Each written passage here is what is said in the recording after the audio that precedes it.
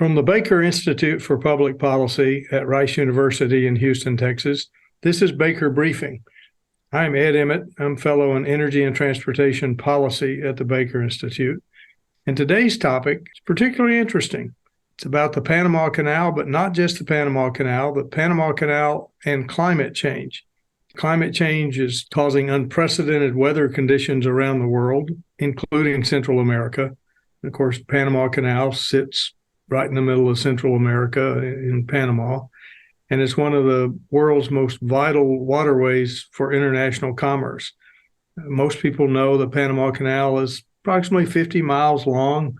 It's an engineering wonder that connects the Pacific and the Atlantic or the Caribbean, however you want to look at it. But in recent years, a severe drought exacerbated by El Niño is causing water shortages in Panama.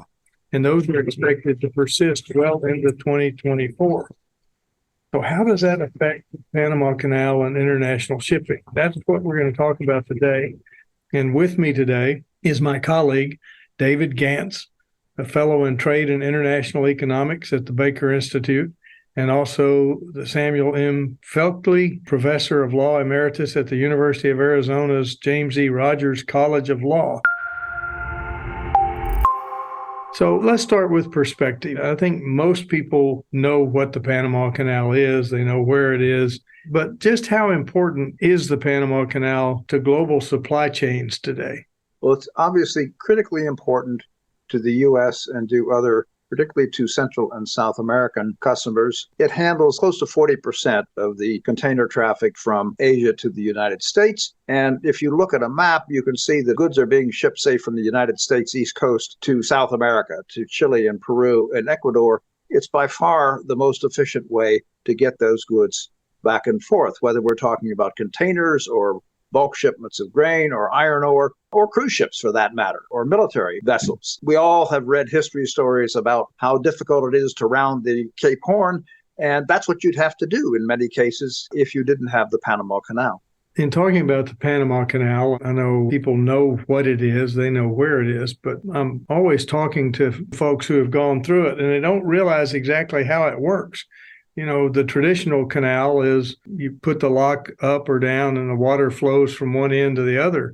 But that's not what happens in the Panama Canal. Can you explain to our listeners today in fairly simple terms, how does the Panama Canal work and what's the recent drought have to do with anything? Well, the problem with the Panama Canal is that it has locks and, say, for example, a ship going from the Pacific coast to the Atlantic coast. Basically, it's raised 80 feet by a series of locks. It goes across Gatun Lake, a freshwater lake, and then they go down by another 80 feet with a different series of locks. All the water for those locks comes from Gatun Lake and a few other sources. So if there is a shortage of water in Panama for any of the reasons that you mentioned earlier, it means, as is the case today, that ships cannot go through with their full cargoes because their draft is restricted. And container ships have to unload maybe 8 or 10% of their containers, put them on a train in the Pacific side and ship them to the Atlantic side and reload them, which obviously adds to costs and causes delays. This is very different, for example, from Suez, which is a sea level canal. You don't have to have locks at all, or even for the Mississippi and Ohio rivers where you do have locks, but most of the time, not right now, but most of the time you have plenty of fresh water to operate. Right, and it comes from one end of the lock as opposed to above. As I understand it, there are, we'll call them lakes or reservoirs in the hills above the Panama Canal that also help fill it, and those are drying up. Is that your understanding? That is my understanding, and my understanding also is that the government of Panama is trying to dam up some additional rivers and produce some additional sources. But if you still have a drought, that's not going to help very much. So this is a very complicated situation, and people don't understand, even though the Panama Canal is connecting two saltwater seas, if you will, it's the fresh water in Panama that makes it all work. So that's why your paper is so important, because not a lot of people have talked about that. So recently, Panama Canal opened a complete second set of locks that parallel the first set of locks. Does that make the problem even worse? How does having that second set of locks impact? The opening of the second set of locks in 2016 allowed much larger container vessels to go through the locks, the so-called Panama vessels. There was an increase of more than 50% in terms of container activity in the 5 years after it was opened. But once again, the efficiencies that are realized by being able to transit larger vessels are reduced when you have to reduce the depth that they can carry through the canal. And that, again, has a major impact on time and efficiency. Just to be sure our audience understands, when you talk about reduce the cargo, you're talking about literally they can't put as many containers on these massive container ships as they're built to handle. Is that what you're saying? Exactly. If you reduce the depth of the locks from 50 feet to 45 feet, it means that the tonnage you can carry on the ship is reduced. At the moment, it's about 8 or 9%. And that means you have to move you take off some of the containers on the Pacific side, and you put them on a train, and then you reload them on the Atlantic side. And obviously, that's a loss of efficiency and an increase in costs. So you've talked about how the ocean carriers have had to adapt. The big question is, how long is this going to last, do you think? Well, unfortunately, no one really knows. The Canal Authority has said that it's going to be operating under reduced water levels at least well into 2024. But you can read a lot every day about climate change, and in some places it's causing flooding, and other places it's causing droughts. Where I spend much of my time in Arizona, the Colorado River has had reduced runoff now for 20-odd years, and it looks like it's only going to get worse. And the Rhine last year was running with very, very limited cargoes because there wasn't enough water there. So the Panama problem is not unique. It just has a major impact on the U.S. compared to some of the others. Well, talking about that major impact, if this continues, what are some of the options that shippers have? And let me stress for people, shippers are the people who own the freight, the Walmarts of the world, if you will, other big retailers and manufacturers. If they can't get their cargo effectively through the Panama Canal, what other options are there out there? Well, there's several, and they're not all wonderful. Traditionally, containers coming from Singapore or Shanghai and destined for the West Coast, of course, come into the Los Angeles and Long Beach, the biggest ports in the United States. If they're going to the East Coast, frequently the containers are loaded onto trains, and the trains carry them across the country to the Midwest or to the East Coast. And that's still a very popular way of moving goods. But in some circumstances, if you have containers that are going, for example, to Houston, the port of Houston, it's probably a good deal more efficient and probably saves some money if you can transit the Panama Canal rather than take the goods off in Los Angeles and put them on a train and send them to the Houston area. And the same is true for other East Coast ports. I know, for example, the Dallas-Fort Worth area, a lot of the containers that go there are coming on double-stack trains, either BNSF or Union Pacific, from the West Coast through the Alameda Corridor, which was built specifically to handle the traffic out of the LA Long Beach area. But people are going to have to make decisions for the next year or two. How are they going to make these decisions? And what's going to be the impact really on the global supply chains? And by saying that, there's already a lot of conversation about onshoring or nearshoring, moving production out of Asia into places like Mexico. Is that something that we might see more of? Well, this is just one more factor of many that are encouraging nearshoring, onshoring, shortening of supply chains. The environmental cost of shipping a container 9,000 miles from Shanghai to Los Angeles, and just the risk factors, the disruption.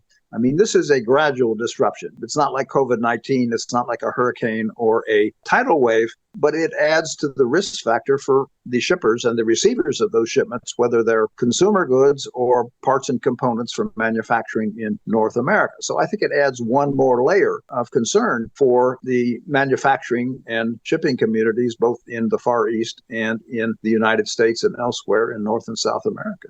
In the past year, we've had a major change in railroads in North America, and the Canadian Pacific merged with Kansas City Southern to form the CPKC Rail. And what's interesting about that is Lázaro Cárdenas on the west coast of Mexico is a terminal for KCS. And so now that combined railroad will be able to go all the way from the west coast of Mexico to Canada. But over the years, for whatever reason, the west coast of Mexico has never really been able to develop. Do you think that might be an option going forward? I think it's probably helpful. And obviously, Manzanillo handles about twice as many containers today as Laszlo Cárdenas. But with the merger of the Canadian Pacific and the Kansas City Southern, it opens new opportunities. My sense is it's more of an opportunity for producers in central Mexico to send their goods to the U.S. The problem with substituting Laszlo Cárdenas for Los Angeles and Long Beach is, first of all, you've got to send the ship 2,000 miles further south. Then you take the containers off and put them on the railroad, and it's about 1,500 miles till you get to the U.S. border. Now, presumably, longshoremen in Mexico make a lot less money than longshoremen in Los Angeles, so there are probably some savings there. But I don't know whether the going south and going north is going to be a viable option. Certainly, if Panama Canal continues to be less in terms of volume, it may well be that there are some ships that would unload at Manzanillo or Laszlo Cárdenas, put them on what essentially is an American railroad, and send them north. I don't think it's at all out of the question. I just don't have a sense of how that route would compete with either the route from Los Angeles across the U.S. or with a Panama. But of course, the more Panama is restricted, the more the expenses go up there and the more competitors will have an advantage. I was always surprised to learn that Lázaro is actually almost 500 miles closer to Chicago than LA Long Beach is. Really? Okay, so maybe that makes a significant difference. I mean, Lázaro has very, very deep harbors, and they certainly have the capability to expand their container operations if the demand is there. So it's entirely possible. And the other advantage is it's a much more direct route if you're trying to send containers into central or eastern Canada. I think the other question, since you mentioned Canada, that's the other option. I mean, you've got Vancouver, you've got Seattle, you've got other ports farther north that I guess could be used. But let's stay on the Panama Canal. In your paper, you actually pose an interesting question. Is there an upside to the reduced efficiency of shipping via the Panama Canal? Everybody else will be wringing their hands saying, oh, this is terrible. But is there a potential upside? Well, if you are a strong environmentalist, which I probably am not, although I'm concerned about climate changes like everyone else, as I say, this is one of 4 or 5 factors that have been encouraging nearshoring and reshoring. And I think it just adds to the pile. I mean, the shippers and the consignees are almost all private companies, and they will make decisions based on cost, timing, risk, and other efficiencies. And it may well turn out that those calculations change over the next few years if Panama doesn't figure out a way to have more water to operate the canal at full levels. Put you on the spot. What are some of the policy solutions that could help provide incentives for cost-effective and environmentally beneficial alternatives? Well, obviously, any port that is able to improve its infrastructure, its terminals, its railroads, its warehouses, its road access is going to benefit. And there's a lot of competition today, I know, from among Houston and Charleston and Savannah to try to upgrade and make the process of getting the containers off the ship and onto a truck or onto a car more rapid and less costly. I mean, Los Angeles and Long Beach still is well behind some of the other ports in terms of its logistics. How quickly can you get the container off the ship and onto a truck or onto a rail car? And I think that's going to be, we all talk about multimodal transit, and that, of course, is the name of the game today. So unless you happen to be sending the container to the suburbs of Los Angeles, it's going to have to go on a train or maybe a truck, and that adds a lot of cost to the operations. If you could lower costs there, I think you probably have a significant benefit, regardless of where the containers are coming from or where they're going.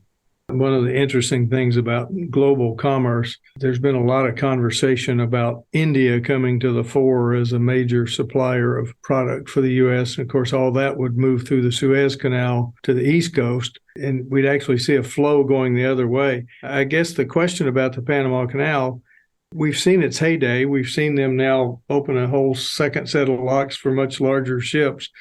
Is this one of those things that the environmental catastrophe or what's going on in environmental changes, is this one of those things that might just diminish the importance of the Panama Canal long term? Well, certainly, of course, none of us know what's going to happen even medium term, like 4 or 5 years, let alone long term. But clearly, if you cannot bring large ships through the Panama Canal on a dependable basis, shippers will look for alternate routes. You mentioned the Suez, which is good for India, probably not good for Singapore. Someday, long after I'm gone, the Northwest Passage, the fabled Northwest Passage, will probably be so free of ice that you could actually use that. There have been discussions of a canal across Nicaragua for decades. It's never gone anywhere and probably never will. And various railroad links across Mexico, for example. But all of those are more expensive if you have to have multiple loadings and unloadings of the same container. And as long as the Panama Canal can avoid that problem, I suspect it will remain relatively competitive, assuming the reduction of tonnage is because water levels is not so significant that it jacks up costs. But that's a guess. Who knows? You mentioned post-Panamax ships earlier. The Panama Canal has actually pretty much defined how large ships can become, and the big ocean carriers have scaled their ships bigger and bigger and bigger within the limits of the Panama Canal. If those limits now are going to be reduced on a semi-permanent basis, will that have an impact perhaps on the size of ships that are going to be made in the future, particularly since they've all got to start remaking them to use a different fuel? I think that's a huge challenge for Maersk and almost all of the other shipping companies. The 20,000 TEU ships seem to be becoming more and more popular, even though there are a lot of ports that aren't deep enough to take them, although Cardenas could. What happens then to dozens, hundreds of Panamax ships? They're not efficient if they're going to, say, the West Coast ports, as a much larger container ship would be. There are lots and lots of ships being built as we talk. There's a question as to whether they will be efficient once they get here in 2 or 3 years. So I think the Panamax ships could be much less desirable if the Panama Canal problem continues. Well, this is a fascinating conversation, and I think the general public, number one, they would enjoy reading your paper if for no other reason to understand how the Panama Canal really works, because most people, I think, don't know that.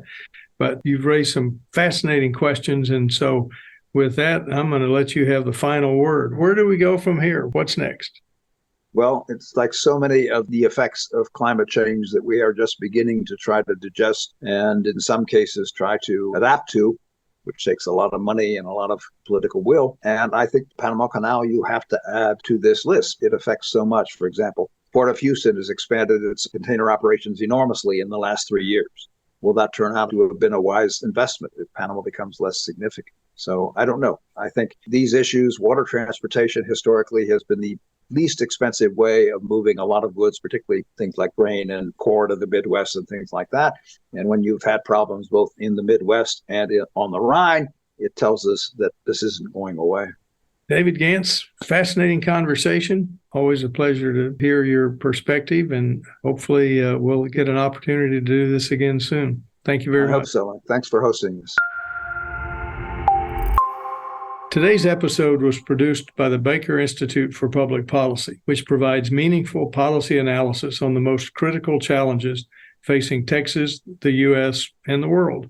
Baker Briefing is produced by Victoria Jupp and Shannon Moriarty, and AV production is led by Kevin Niño. Be sure and visit us at bakerinstitute.org to learn more. Thank you for listening.